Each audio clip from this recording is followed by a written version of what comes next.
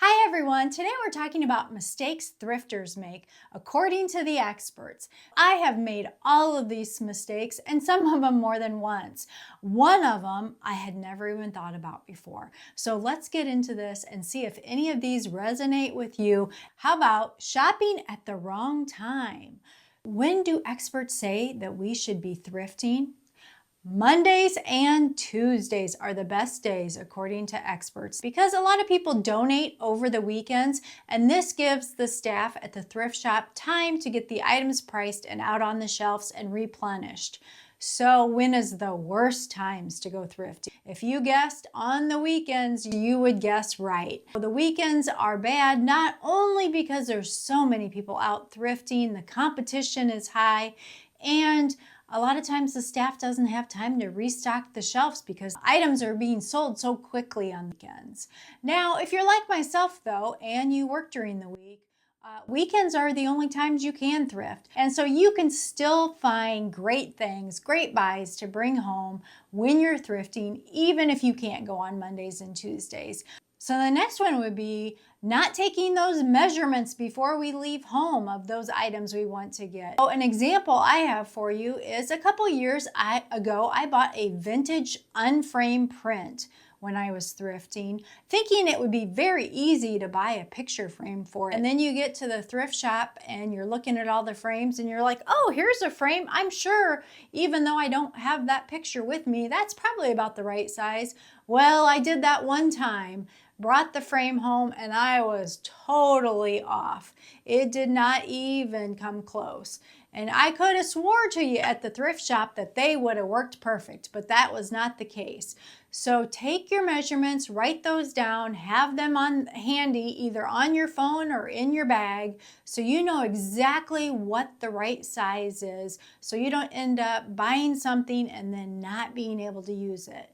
You also want to take a tape measure with you when you go thrifting. That makes it really handy for you. If you have your measurements in your bag or on your phone, you can pull out your tape measure. Then we have number 3, and that is not knowing the market value of the item. So when you go thrifting, you do want to know when you pick up an item, what is it if you go buy it new? What is that price? Or if it's a vintage item, what are other items like that selling for? That way you know if that item is a good price to buy for you and if you're willing to spend that. I've heard people say that their thrift stores have items marked higher than what it would cost to go buy new. Next, experts say don't haggle the price. Now, my experience has been if you're going to a Goodwill type thrift store, they're pretty stuck on whatever that sticker price is. They're not going to come down. But if you're going to a flea market or an outdoor market or a vendor booth type antique store, those prices can be negotiable. Those sellers may be willing to negotiate with you. But if you're going to an actual thrift store, usually it's whatever the sticker price is. This one I'm guilty of, buying too many project pieces. How many times do we see something and it just needs a little of this or a little of that? And we're a DIYer, right? We can fix that. And we get it home and then for whatever reason, it doesn't get fixed or we don't know how to do it or it's more time consuming than what we thought. So that's one thing that you want to take a look at when you're looking, especially at larger items, say furniture, either upholstered pieces or wood furniture. Does it need to be professionally cleaned on that upholstered piece? Does it need to be reupholstered? Does it need the wood furniture? Does it need to be refinished? Whatever it needs, are you willing to do that or are you going to have to hire that done? Because if you're going to have to hire that done, you're going to want to factor that in to your price because it may not be a really good price if you have to pay to have someone else finish it for you. or it may be a great price and only you know that. So just keep that in mind. Don't bring home that project piece unless you're planning on fixing it or you've already budgeted in the cost of having it repaired. Another mistake experts say thrifters are making is neglecting to consider your home garden design style when you purchase something at a thrift store. So you see an item and you absolutely love it and you buy it and then you get it home and it just does not work in your space. You've restyled it, you've moved it around, you've tried other rooms and styled it different ways, and for whatever reason it just doesn't work. And they say that this is normally because it is not your design style. So when you find that special item at the thrift store, make sure that it will fit into whatever your design is at home. Now this is especially true if you are buying a larger upholstered item or a wood furniture type item. Do the sniff test. Does it have a smell or odor that you do not want in your home and that you are not going to be able to easily get out of that item? Now, if it's a smaller item, you may be able to launder it and the smell may go away. But if it's a larger item that you would have to professionally have cleaned or do something different with to make it work, ask yourself if you're willing to do that. And some odors just don't come out. So do the sniff test before you buy that item. One mistake most thrifters make is buying too much stuff.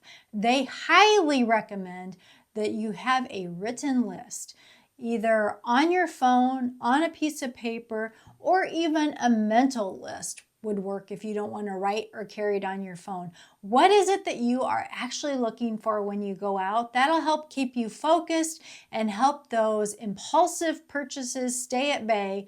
So that leads into our next one, too much clutter. So there's a lot of cute, unique things at the thrift shop, but you can't bring them all home. So one recommendation experts have is if you purchase something, they recommend the one in, one out. So if you bring an item home, then something in your home needs to go, either donate or resell. That will help keep the clutter down. Also, having that list so that you're not making impulsive purchases will help keep that clutter down.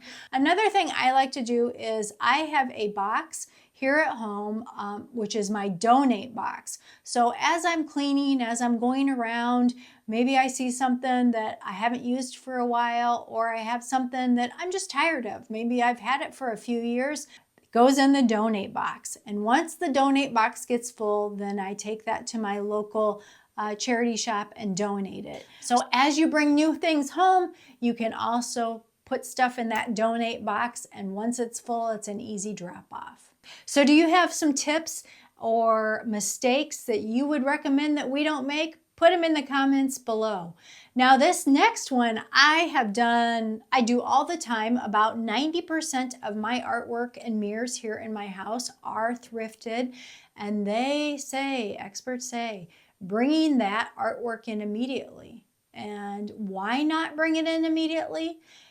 Artwork that's framed can have bed bugs inside of it. Who knew? I never even thought of that. So they suggest that before you bring your framed artwork inside your home, that you take it apart and make sure there is nothing alive inside the frame. So there are the 10 tips that we talked about today for thrifting, mistakes that we're making, things that we can change to do better, to be more successful at thrifting. I hope you enjoyed the video, and if you are interested in more home and garden and thrifting, check out this video next.